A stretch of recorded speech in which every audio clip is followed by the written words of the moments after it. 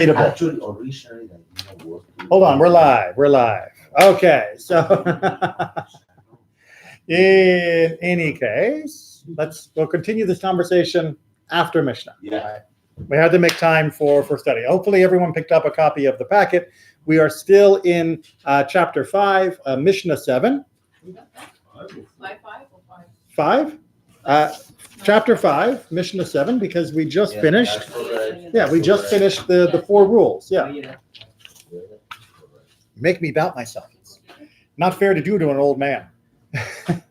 All right, so we are on chapter 5, Mishnah 7.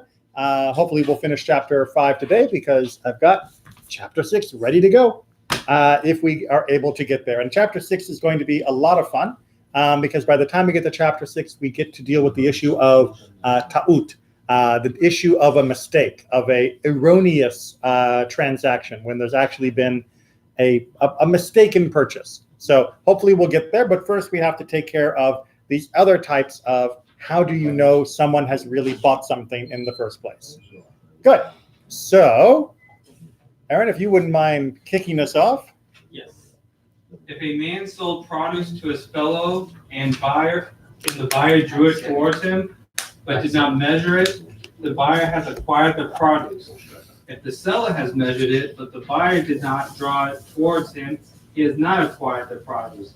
If the buyer is clever, he will rent the place in which the produce is located. Okay. Welcome to shopping, gentlemen. Gentlemen, this isn't high school. Welcome to shopping 101 in the classical world of Judaism. So we've talked about this issue in a few other classes, but I always like to repeat it for the benefit of those who weren't there or who may have forgotten. In Judaism, buying is more than just saying, I want that, and the other person saying, okay. There has to be an exchange. There has to be a transaction that shows acquisition. This is what's called in Jewish law, the term is kinyan, of acquiring something for yourself. So here we're dealing with what really counts as having bought your produce. So the first case, a man sold produce and the buyer brought it towards himself but didn't measure it. Then you have actually purchased it. So we'll use the pen as my bag of apples, right? So I want to buy a bag of apples, right? Let's say I want to buy 12 apples. And the guy says, fine, I'll sell you 12 apples for $1. It's good apple price. So I say, great. I grab the bag, I pull it towards me, right? And I give him the $1. I now own the apples, even though we haven't necessarily measured the apples. I own my amount of apples, the appropriate amount, because I have acquired it by bringing it towards me. On the other hand, if I say, I want 12 apples, and the seller says, fine, 1, 2, 3, 4, 5, 6, 7, 8, 9, 10, 11, 12, I give him $1, but I don't take the apples towards me, I do not own the apples yet, right? Until I bring it to me, it's not mine. We saw that everything that when you have the money, exchange of money now is official.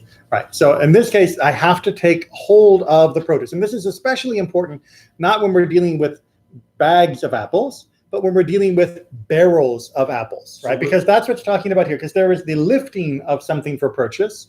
And then there are things that are too big to lift, but you can drag them towards yourself. So when you say, I'm going to take these barrels, then you are acquiring. You now have presumptive ownership of them. So what's happening if you only just put the money on the table?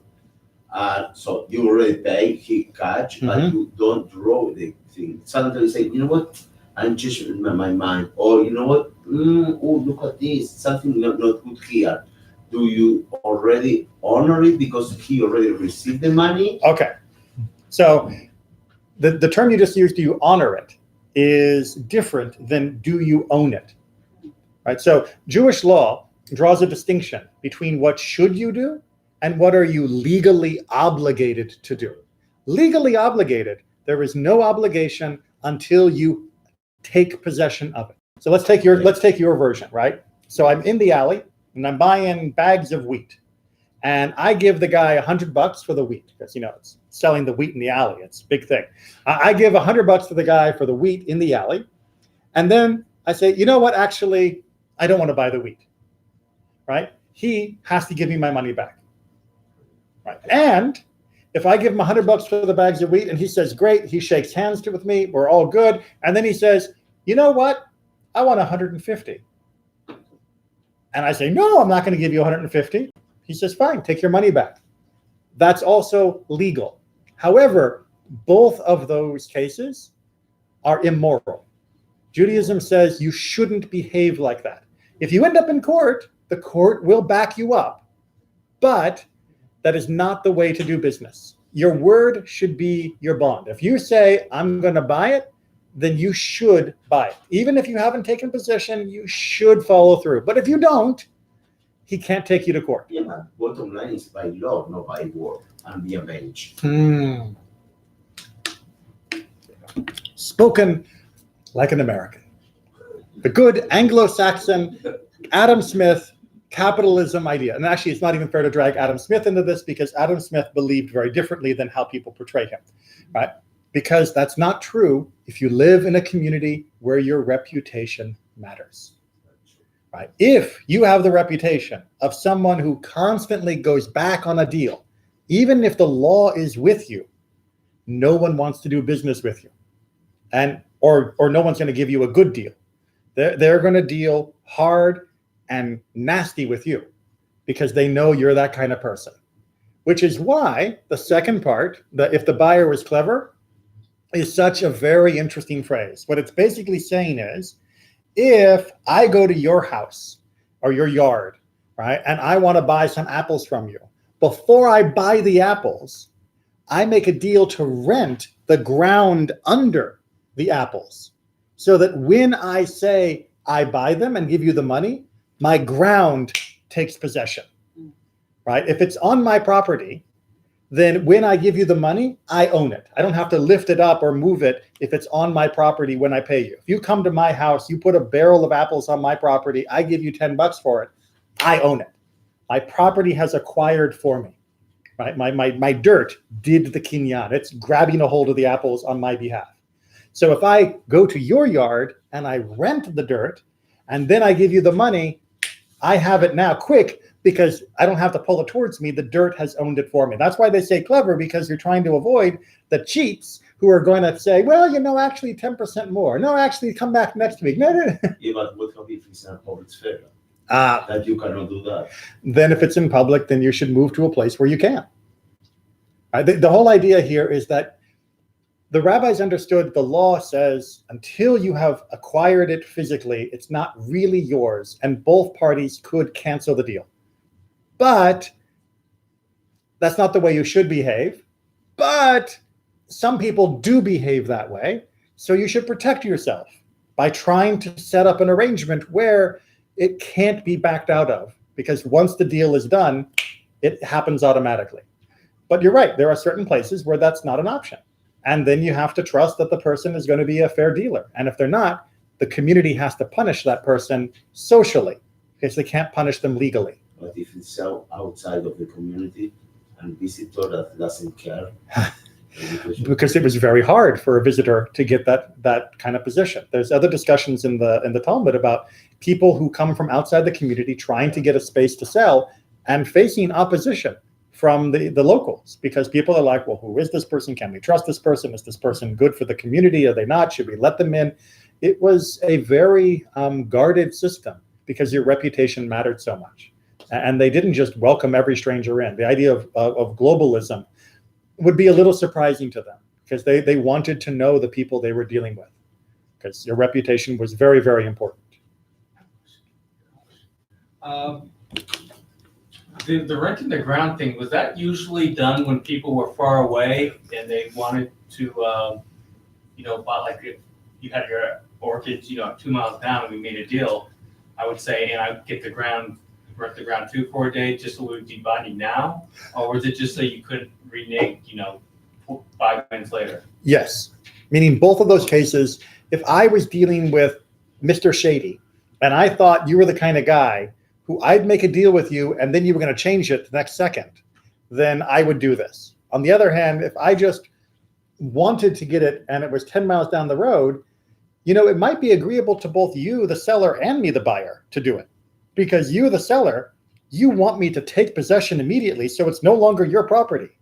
Because if I buy it from you, I give you the money, but I don't take possession of it, and then a robber comes by and steals it, I get my money back, because it wasn't my apples they stole. They were still your apples. Right. But if we work out a deal that the land counts as mine, then they're my apples now, and that means the guy can keep the money that I gave him for him, even though they got stolen. So in many different circumstances, it would be to both people's advantage to do this kind of transfer to ensure that the sale took place or took effect immediately. And that's really what the rabbis were trying to work out here. But then if he got stolen, because again, it'd be like, I buy, let's say, 10 apples from your tree. Right. Your tree probably has 100 apples. Right. So even if somebody took 20, you still have to give them the 10, right? Not if I had not taken possession. Well, even if because you don't know, how do we know it's 10 is mine? Well, so when there's non-interchangeable food or non-interchangeable items, like, I buy the 1954 baseball card that's somebody famous that I can't think of because I don't know anyone who played baseball in 1954. If I buy that baseball card, then yeah, you can't just give me another baseball card. I only was buying that particular one. But Fungible. What? Fungible's the word. But with fungible things, then yes, there are exchangeables that could be worked out. But again, the problem would be if I buy it from you and take possession of you, but I have not removed it and something happens to it, then it's my loss, not yours. You don't owe me anything. But how do you know if I buy 10 apples from your apple tree, how do I know which 10 is mine? You don't. Oh, so if I get 10 apples. So if 30 gets stolen, I still get my 10, right? So if I come to you and I say, I'd like to buy 10 apples from your tree when they are ripe, right? Before they have been picked. Oh, I thought like with the club guy I meant. Okay, well, I'm not quite sure The which. guy who rents the Right, land. but when you say tree, right? No, renting the land here isn't about getting the produce. Renting the land here is literally renting the dirt under my feet. Right, so that the sale takes place immediately, right? On that dirt. It has Yeah. nothing to do with trees or anything else, Yeah, that's what I meant, renting the land beneath the dirt. right? If I do that and I say I want 10 apples from your tree, the sale takes place immediately, right? Where are the apples? On the tree still. Then no. Oh, I can't take possession immediately of apples on the tree just because I'm standing on my piece of dirt. It's where are the apples located, not where am I located. oh, what is it? The buyer's located, then so renting the place is only for apples that have already been picked in. Yes. Right. It's for where the produce is located, not just where I am located. All right, let's read the second part of that, which is about flax. If a man bought flax from his fellow, he has not acquired it until he has moved it from one place to another. If it was still attached to the ground and he plucked any small quantity of it, he has acquired possession. Okay, so here we get a case, the second part that's closer to what you were talking about. Flax is what you make linen from. It's a type of plant that grows and you make a type of cloth. A lot of people don't use linen much anymore. It's semer and thank you. Yes, exactly. Pishtan, because you don't mix them for making shatnez, right? So that's what linen is. It's which comes from this plant called flax, which I've never seen growing in the real world, so I don't even know what it looks like. But all I know is that it's really, really hard to iron. People used to use linen a lot for sheets and clothes and things, but you really have to iron it to get it smooth again. It gets folded really, really easily. It's harder than the cut. Yes. Oh, Yeah. yes, it's terrible. No, because I had a few shirts. guachaberas, yes, and linen. It's terrible. I hate them. But it looks nice. No, it looks nice and very light, Yeah, comfortable. exactly. But it's a Always pain, it looks pain to take care of. bad. Yeah, it always looks wrinkled. Yes. So that's the flax. Okay, so enough about the botany. So flax needed to actually be lifted, right? In order to own the flax, you can't just pull it. You need to lift the bundles up. As we talked about in other types of buying, certain things need to be lifted. Flax is a special type of produce. You actually had to lift it. Now, if it is still growing, this is the case that we were talking about, and I say, I'm going to buy this field of flax, and then you pick part of it while it's still attached to the ground, then you own the rest of it, right? Because you have taken possession of part as a symbol of taking possession of everything.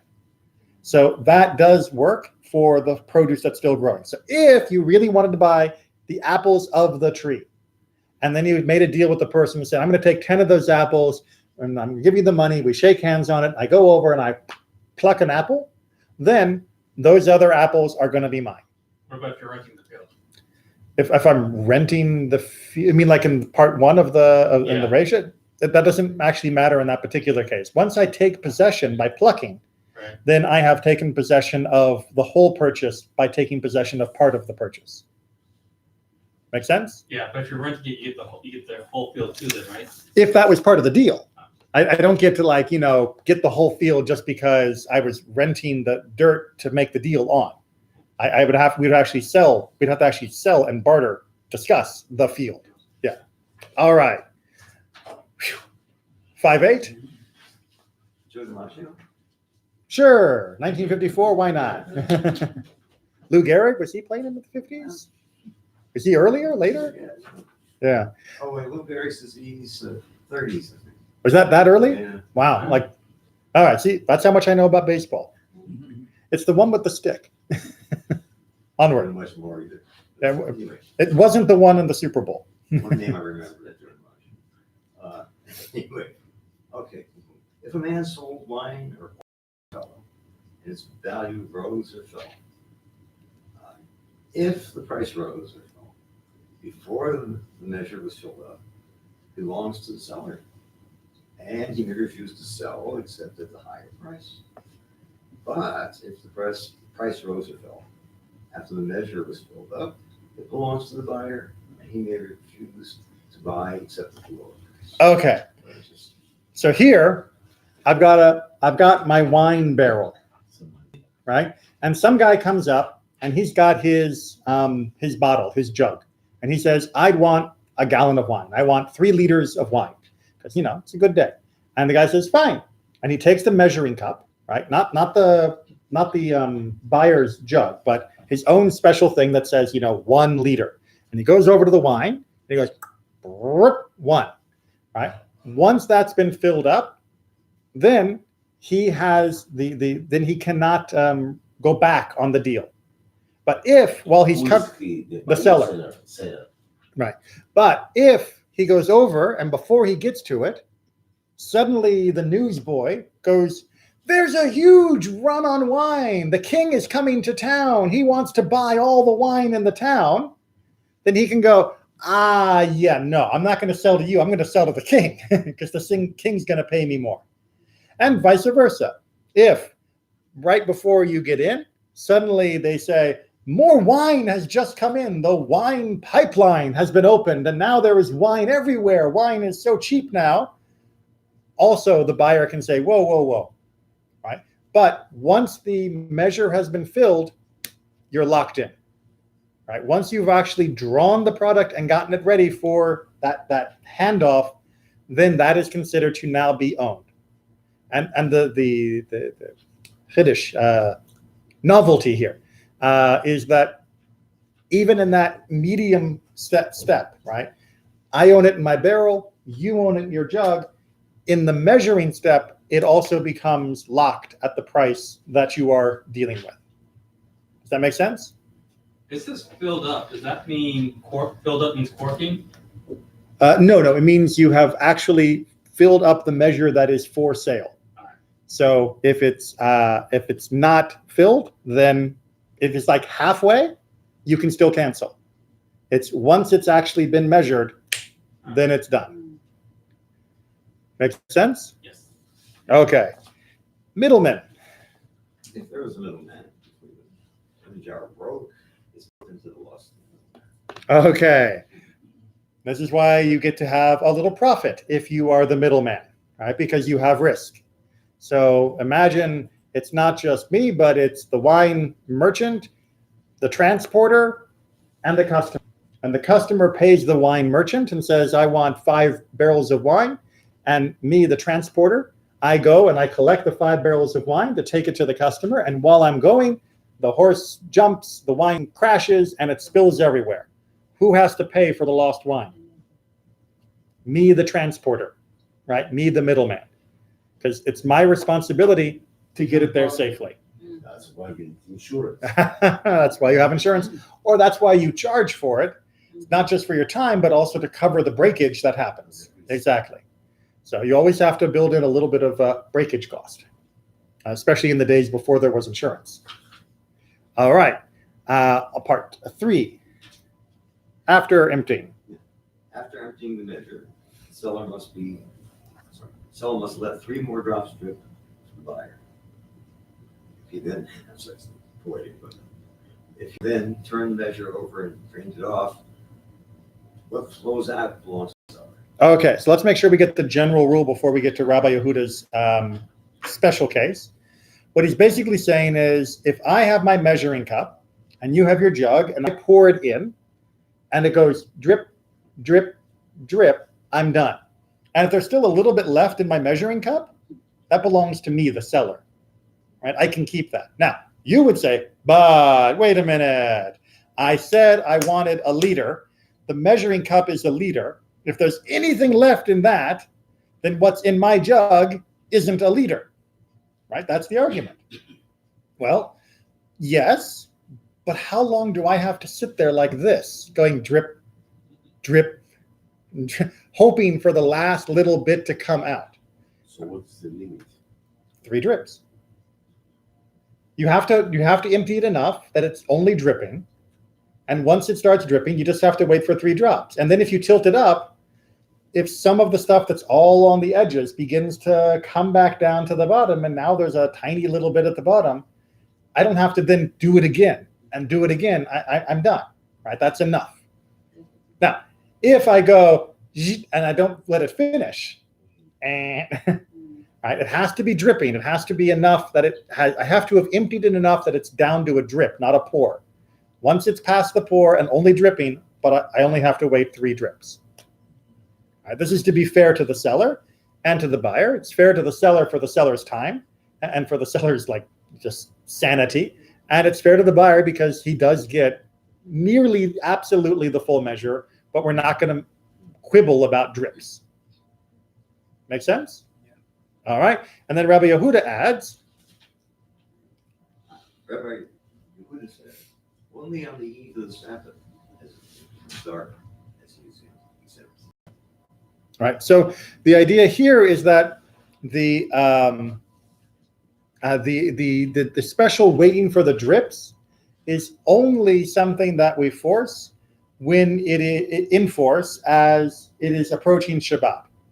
Because when it's Shabbat, you're running out of time. And so therefore you can't hang around for every last little drip. And it doesn't make sense because there's more customers, the sun's going down, I need to get this and I need to get it home. And so therefore 3 drips, good enough. But that's only on Shabbat. On all other times, you would get more. So another day, you don't have to do it. No, on another day, you would have to wait for more. Oh, Right. More than 3. What? But he lost. But Rabbi Yehuda's opinion loses on any regular day, on any Shabbat day, 3 drips. That's all you have to wait for. We're good. We're done.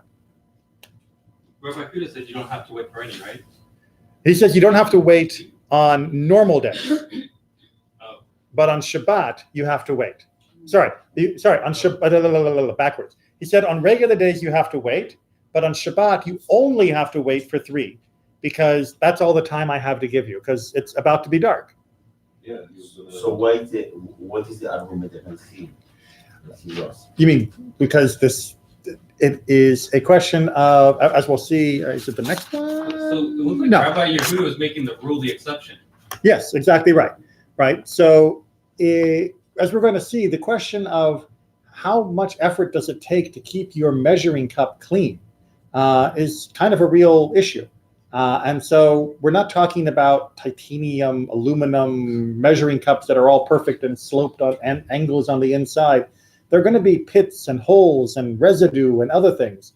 So it's just not really feasible to expect the merchant to have to wait. And if you tell everybody from the beginning, you get 3 drops and that's good enough, that counts, then everybody has a shared expectation. Remember, one of the overriding rules in all of the Bavas, Bava, Kama through Bava Batra, is local custom matters a lot, especially when it comes to weights and measures, because that is setting what is expected and people know what they're getting when they're buying something.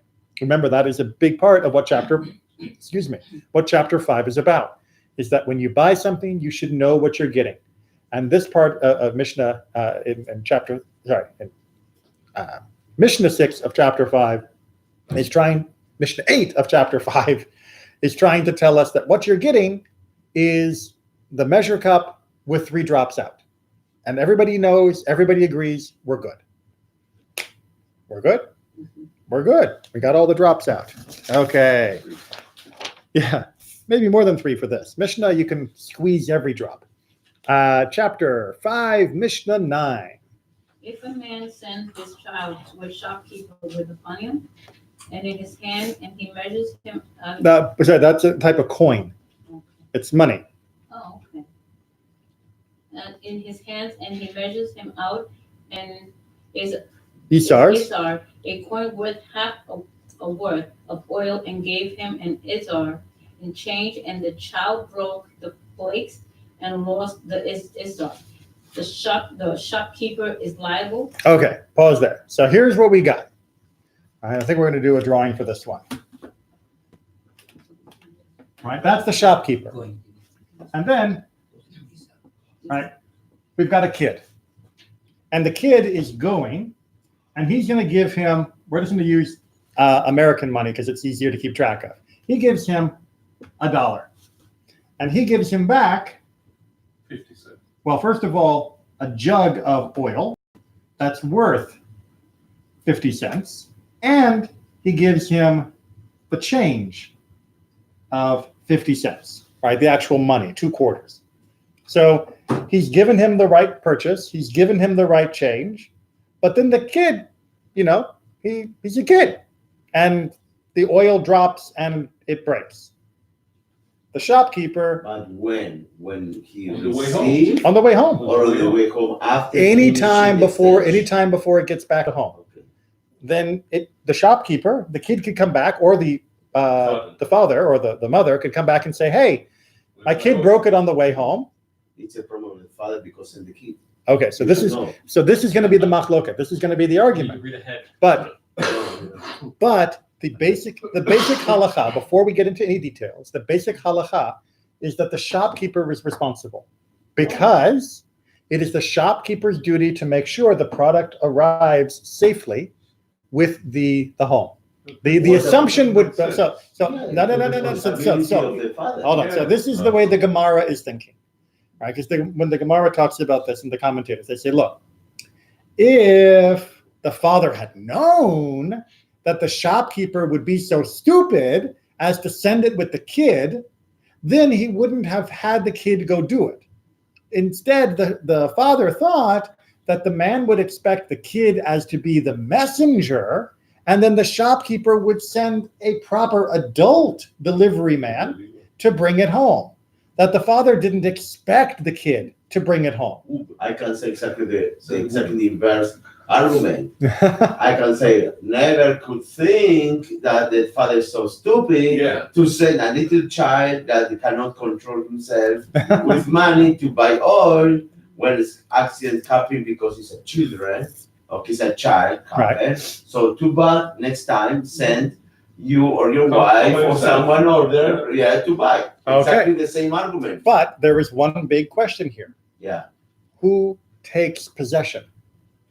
I think The kid is representative of the father. the kid represents the father. Is the kid a bar mitzvah?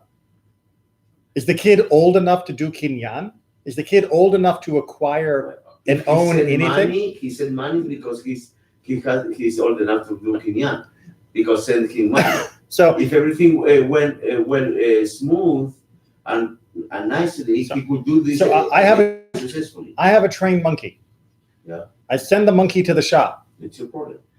Really, the monkey can acquire on my behalf. If you send a monkey with money with a letter, say, "Hey, this is my personal monkey. Okay, he is great. Designated. No, Okay, no, this is the money. no. Please give him." Then you've already hit what the sages are saying, Yeah. which is, in order to make me give the flask and the money to the monkey, I would have to have an explicit statement from the father that was the intention. In this part of the Mishnah, the first part here, there is no indication that the parent designated that the kid would be the deliverer. And therefore, the sages say the assumption is, without any additional evidence, without a note, without some other evidence, we're going to get a little bit more into this in a second, that we have to believe that the father did not intend the child to be the one to carry it home. But if the child has the money, from where will have the money? Meaning that it's like the money Yeah, is the the money same is the- as note, It's as a letter, the same as a letter. If I send someone with money, meaning this is my letter to buy something because I trust my son that will do it. So we'll just do one more back and forth, and then we'll get the rest of the Mishnah out. So if he goes and he gives him the coin, and he gets back only 25 cents worth of oil, and 50 cents change. Name of reputation. It's But a problem for the seller. but are you saying that's legal? You say that, but you say your words say it's legal, but the problem is the reputation of the seller that will damage, and no one will do it more. So you're saying the child has the authority, has shlichut, to the agency to negotiate on behalf of an adult, and therefore, if the child gets ripped off, the shopkeeper is perfectly fine. He didn't do anything wrong. If the dad sent him him with the money, meaning the dad gives him the authority because the dad trusts. Right. Now, No. See, that's where we hit something incorrectly. It's the reputation and the bad name. But that's where we hit the wall, right? So yes, I don't even know under American law, but certainly under American pop culture, I can give authority to anyone I want, right? If I want to have my 3-year-old go and do stock trading for me, right? I don't know whether that's actually legal, but yeah, we would say, hey, it's your money, it's your choice, your freedom.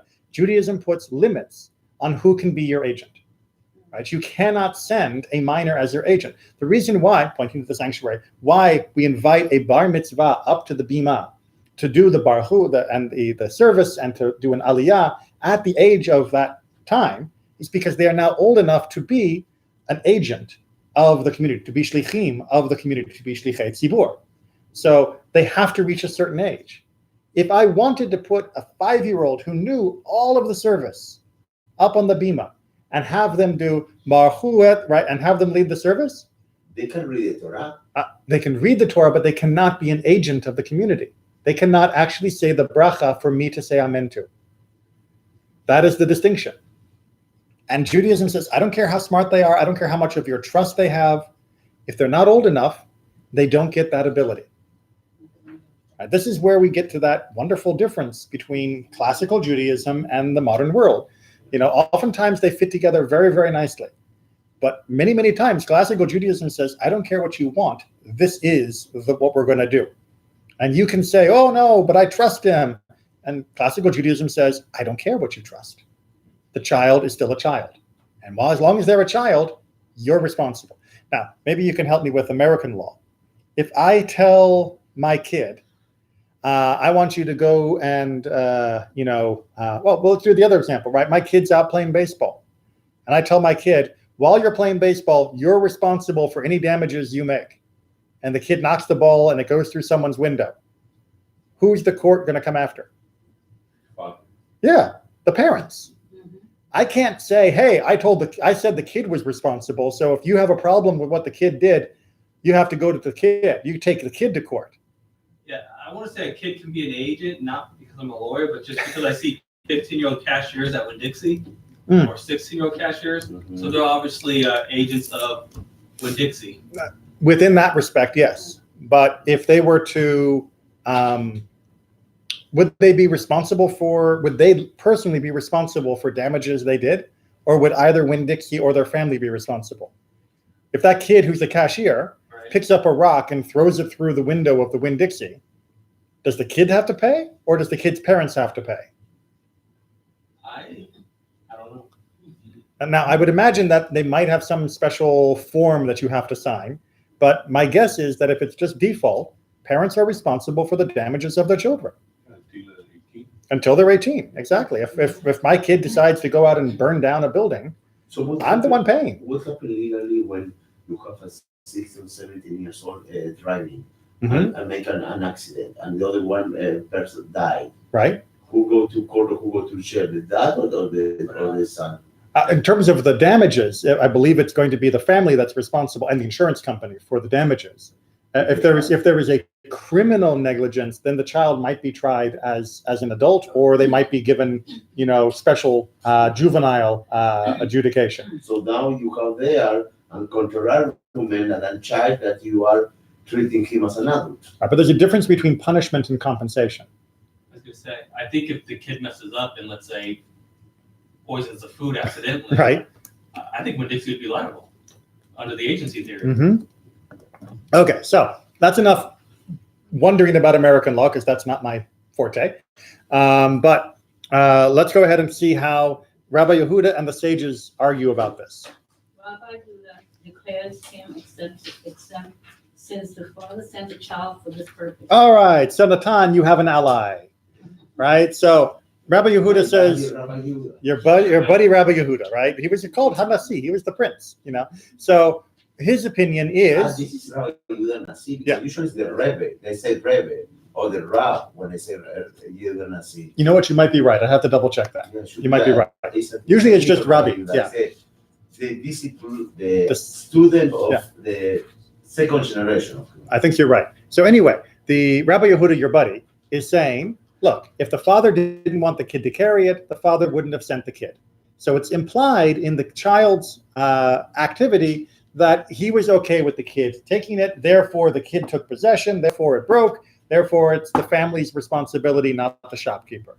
However, the sages. And the sages agree with Rabbi Judah that if the flakes were in the child's hand and the shopkeeper measures the oil into it, the shopkeeper is exempt. All right. So what do they say? They say, look, yes, if the father sent the kid with a bottle, an empty bottle, then if the shopkeeper fills up that bottle and the kid breaks it, then the family is responsible. The father's responsible. But if the kid shows up with just money and gives it to the shopkeeper doesn't get to decide to give the product to the child. That the shopkeeper has to be more careful with. So, bro, it doesn't make sense. It's a contradiction. Don't complain to me. Complain to the Chachamim. No, I know, but Hold on, let him. because if the, you finish, sorry, you finish. But that's my explanation. But go ahead and challenge, and then we'll hear another. Because if the father, sent the kid with a bottle, Mhm. by the same logic of the before, they expected that to fill the bottle with the oil because Right. they need to fill in some place. Right. And so maybe they expected the seller to take the bottle of oil. Is the same logic. Yes, they do. No, but they say that the storekeeper is exempt. Right. From if it breaks. Yes, but it's a contradiction from the previous one because it's exactly the same. Because if you think that if his storekeeper is exempt, if it's broken the bottle because the dad give the bottle that Right. means it's kind of the letter, Right. but that's not true because the money also when you want to buy something and there's not plastic bags that today, Right. you need to bring with you a bottle where to put the Okay. So this, I think, is oil. a cultural difference. Okay. Right, between but not even the ancient world, even the pre-modern world, right? So imagine you're living in a village, right? Just modern-ish, but it's not modern, right? So horses, buggies, blacksmith, all that kind of stuff. So I need 4 horseshoes from the blacksmith. So I send little Sally to the blacksmith, and I give her $1 for the 4 horseshoes. I have no idea if this is the right amount of money. Little Sally goes to the blacksmith and says, "My daddy says we need 4 horseshoes, and here's $1." Okay, the blacksmith now has to make a decision. In the modern world, you're right. The blacksmith thinks, I'm making the transaction right here, which means she wants the 4 horseshoes. I'm going to give them to her, and she's going to take them home. And whatever happens, it's her family's fault. No, but it's different because here they provide the bottle. But that's only in case they provide the bottle. That's the sages agree that if the parents provide the bottle, that it's the parents' responsibility. But they disagree, and they say that if there's only money, then the shopkeeper is still responsible. So there's 2 different versions in the sage's mind. There's the version where the kid shows up with an empty bottle, and there's a version where the kid shows up only with money. But why the same logic. Also with money, you expect the seller work there, and so only also battle you expect that the seller No, so that's okay. So that's and go to the so that's what I was getting at with my story, Yeah. right? In the modern world, I go into Publix, right? I give them money. I expect the food. Even just 50, 60, 70 years ago in many places in this country, I'd go into a general store, I'd give them money, I'd expect them to take it to my house. I wouldn't expect to carry it home, right? I walk in and I buy a sewing machine. Of course they're going to bring it to my house. Now, when are they going to bring it? Well, that may not be like Amazon delivery, next day or anything, but it was about the relationship in the community. I gave you money, I expect it to be delivered, and we'll take care of it whenever. Right? And sometimes you deliver it and you'd expect me to pay you back next week. It was more loose in the relationship. So the idea that I would send my kid to get something from the store and I would get it with him, but I would just purchase it and the storekeep would send it to me sometime, somehow, that was a normal thing. Like I said, all the way up into the pre-modern world. And even in the modern world, all the way back in the 20s and 30s, my grandparents would tell me stories about you deal with stores like that. You'd go in, you'd buy something, and it'd show up the next day, and you didn't have to worry. My mother, she grew up with my grandparents working as mechanics and then having their own car dealership, and she would often have to go to like some of the places down the street, some of the other mechanics, and have to make a deal or give them money or drop something off, and then the person would send something back later, but they wouldn't necessarily send it home with my mom. They would, just she was just the messenger. She wasn't the delivery. And that's something that, we moved away from. Nowadays, it's, if you want it, it's yours. You take care of it. So in that situation, the transaction happened. What happened? Because your money should pay before they send the Okay. So who has ownership? So remember, in my example, it's mine when I take it. That's why the shopkeeper is still responsible. Because when the kid goes home, the owner has not really taken it. The father has not really taken it. It's still technically the property of the shopkeeper. So when it breaks, it's his loss, not the father. If, on the other hand, the father has said, I am buying it and the son is going to take it for me, then technically the rabbis agree that it would be the father's loss if anything breaks. But that can't be an assumption. That has to be clearer than just the kid shows up. I had a question. Yes. About if he brings the father's flat, I remember 5:7, they said if he rented the property, if there's like your property, if it becomes in your property, that counts as taking possession. Right. Does the flask, just the father's and the wines poured into his property, Yes. count as the father actually taking possession at the time the wine's poured? Yes, that's sort of the basic idea, is that once it goes into your property, then you own it. Because this says it, in the other law, because this logic says that if the logic was because he's in the flask, he meant to take responsibility. Exactly. But that's based on the fact that he's in his property. Exactly, to do it. Exactly. It's like the renting the land That's a good comparison. Yeah. from Yeah. 5:7. From the previous one. Yes. Okay. Are we still arguing about the father and the kid, or something Yes, else? no, we're still Good. both of us. Now you know why. disagree with Now you know why the Gemara is so big. both of us disagree with you, no? Remember, I am only channeling the Chachamim. Okay. Right. The fun thing is that whole Mishnah could be different in the modern world, right? Because modern custom is different than classic custom.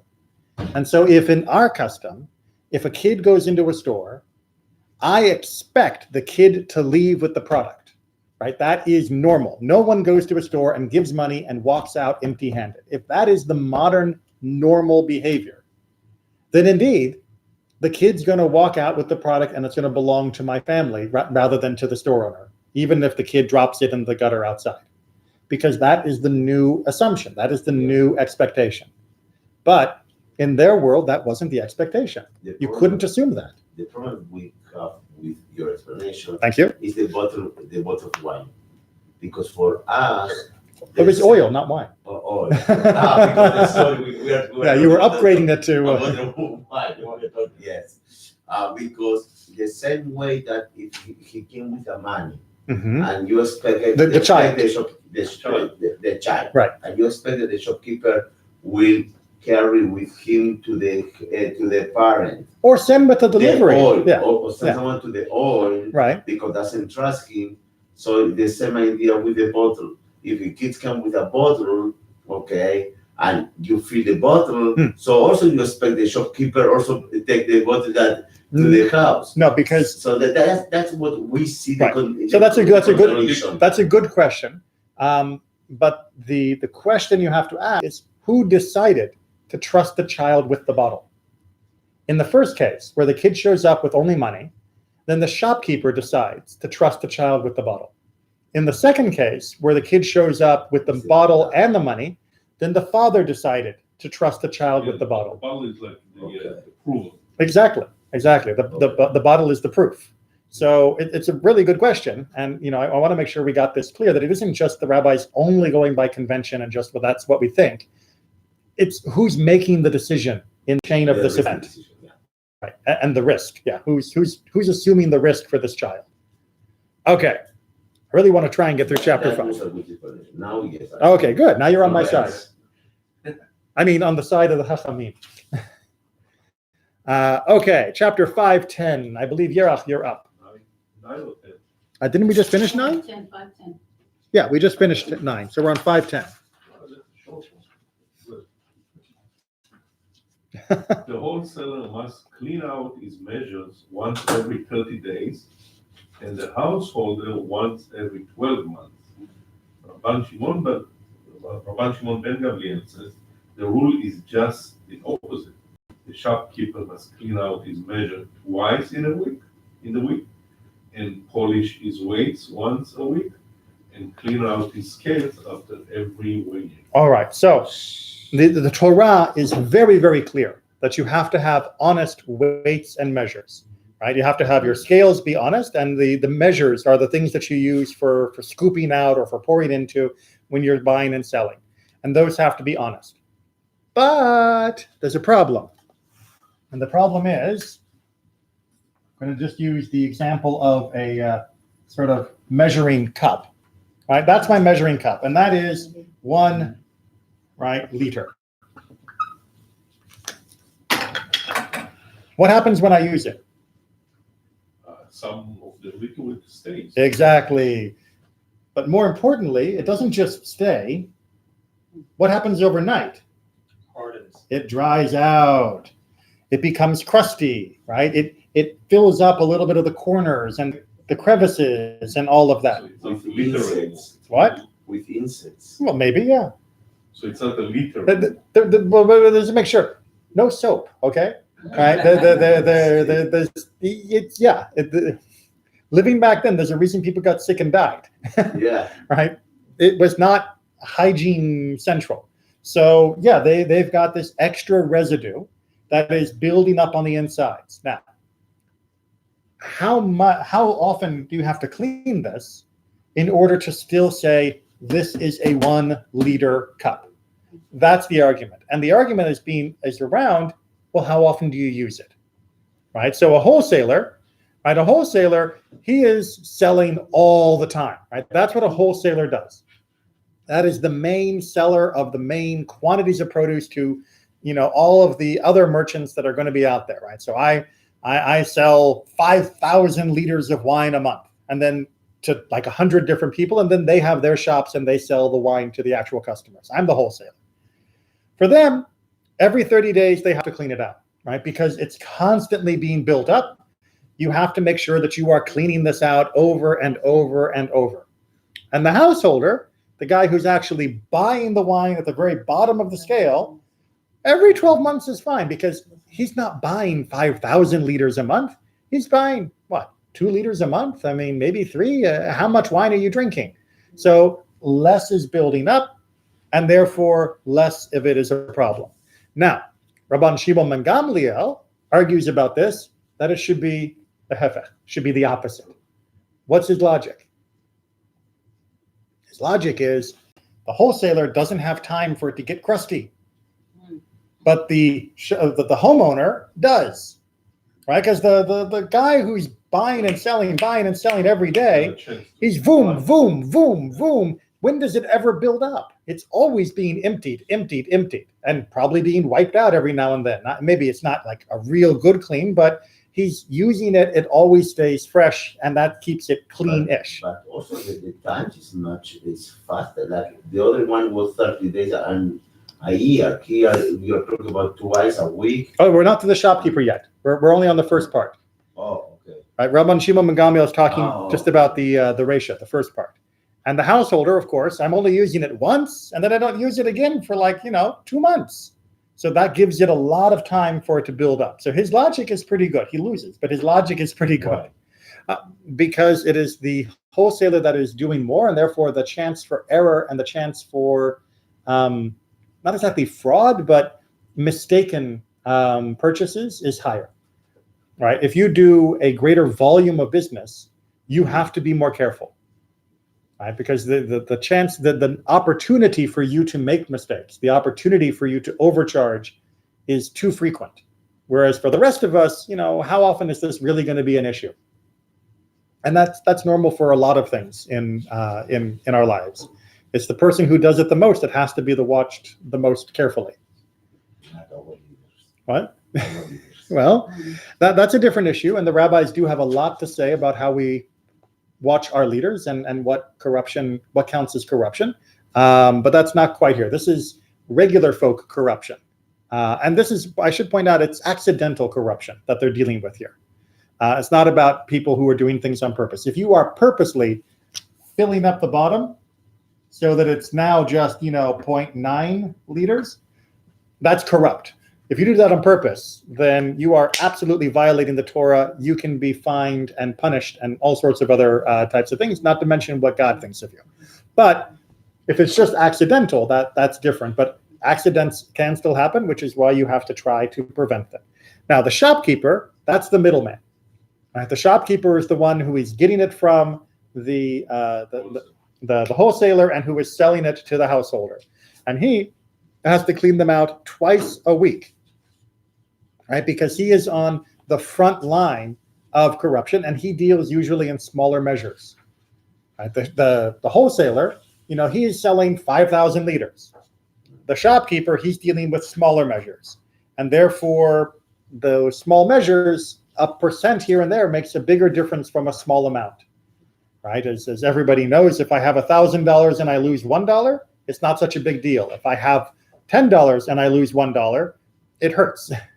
And that, is why that shopkeeper in the middle, he's more responsible for making sure that they're clean, and polishing the weights is to prevent the dust from collecting or the bits sticking to them that would add to the weight, which would make it unfair.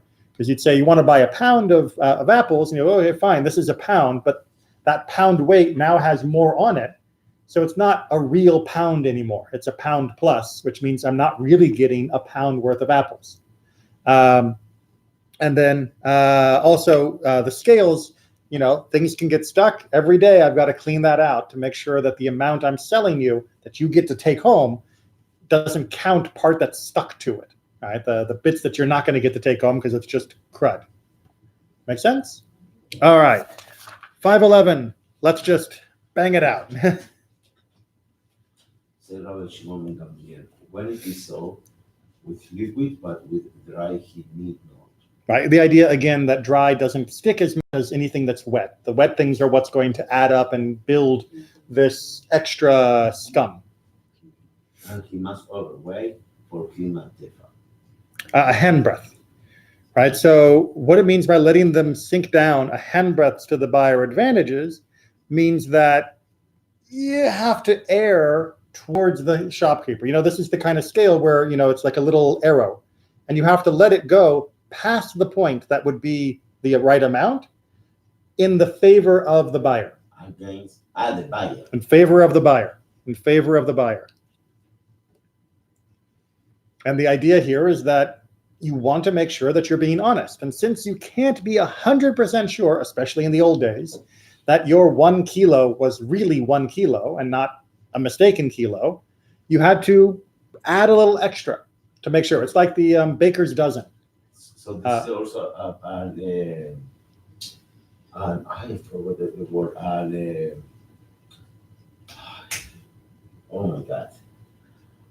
Offense? Incentive to clean better. Absolutely, because now you're the one Because who's if not, you will lose. you're the one losing. Exactly. So the story I was told about baker's dozen was that there was a law in England. Do you know the term baker's dozen? What's a baker's dozen? 13. Okay, so normally a dozen is 12. A baker's dozen is 13, right? Which is like, why would bakers count differently than the rest of us? The story I was told was that there was a law in England that a dozen had to be a certain amount of dough. It had to be a certain amount of weight if you were selling dozens. And dozens of what? For anything. Like they had all these really strict measures. Yeah, if you think this is bad, you should look at like medieval British law. Because in South America, when you go to a bakery, dozens a dozen. Right. Well, in England, there was a strong penalty if you sold a dozen and it didn't weigh to the right amount. So what the bakers did was they put 12 in and then one more, just to be sure. Safe. To be safe. Exactly. To be safe, because they didn't want to get penalized. Actually, Yeah. So that's why people still say baker's dozen. Okay. Keep going. They weren't Sadiqim, they were just afraid. If he was waiting for him exactly, he gives him his addition. 1 in 10 with liquid and 1 in 20 with dry. All right. So if you are going to weigh exactly, you still have to add a little extra over, right? You have to add a percentage of liquid or dry to make sure that it's in the buyer's advantage and that you didn't accidentally cheat them. Because again, it's a Torah law, it's a mitzvah, that you not use wrong weights and measures. So this is the way they are protecting a person from accidentally cheating someone and violating the Torah. But now we get back to custom. Mm-hmm.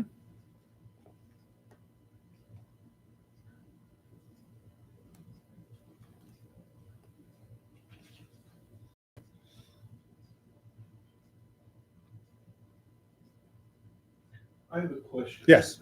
The other one before. Why in the first part they didn't mention any scales? On the other part they mentioned that you have to clean the scale also. In which part? Uh, You mean from 5 Yeah. from 510? 510, yeah. Well, because you measure different things with different tools. So if I'm buying wine, I measure that with a measuring cup. I don't measure that with a scale. And if I'm buying wheat or like grain, I would measure that with a scale, not with a cup. But you can sometimes measure dry things also with a cup. Yeah. So that's why they are, Right, so- right. So only certain things need scales. And scales, often you don't use scales for anything liquid. So that was why they argued about how you would clean scales as well. Now, it says here they need to polish the weights once a week, Clean off. clean up. Yeah. Now, when you clean metal, assuming it's metal or anything, Sometimes they were metal, but it was more common for them to be stone. yeah, but you take off a little bit. of- Right. So don't think of it as polish as being No. like scrubbing it down and making it, yeah, it just means you're getting rid of all the extra bits. All right, so back to the custom. A place where they were accustomed to measure with small, he may not measure with large. With large, he may not measure with small. Too smooth, he may not heap. Too heap, he may not smooth. Okay, so what are we talking about in the first part? So in some places, you didn't measure by a kilo, you measured by grams. If that's how people do it in your area, you use grams, right? I know a kilo is the same as 1,000 grams, but if the way we measure here is by using grams, then we're going to keep using grams. We follow the local custom and the reverse, right? If we measure only with kilos here and parts of kilos or whatever, then we'll do that way, and we're not going to measure with grams. The idea was you should be consistent with the custom, because if you're not, it becomes too easy to cheat someone, right? You say, oh, no. I know that we normally do it with kilos, but here we're going to do it with grams. And I'll tell you, we got a great thing with grams. 900 grams equal 1 kilo. It's perfect. So let me just take care of this in grams. We don't need the kilo weight. We can do it with my kilo. Right? It's a way of shortchanging people by doing a measurement that in a way that isn't normal, that isn't they're not used to, that other people may not remember or recognize as easily. You follow the system that's local so that everyone knows what they're buying, which is, remember what we started with, the whole donkey and what's it wearing, and are you buying the ox yoke, and it's, do you know what you're getting for your money? The same thing goes for heaped or measured. So if you've ever baked, maybe someone, and it says like 3 cups of flour, right? When you take the cup out, the cup sometimes can be like that, or you scrape it with a knife and it's flat. If you live in a place where everyone scrapes with the knife, you have to scrape with the knife too. If you live in a place where everyone scoops it and no one scrapes it with a knife, you cannot scrape it with a knife. Right? It doesn't matter that you're being honest. You have to follow the local custom as well. Right? And be honest, of course, but the local custom is also very, very important because that helps manage what someone's expectations are. And making sure that everyone in the deal knows what they're getting, what they're selling, what's involved. That is one of the most important things that we're covering in Chapter 5. Make sense? Mhm. Okay, that's it for this week. We'll save Chapter 6 for next week. Hey, talking about switching weights, it was the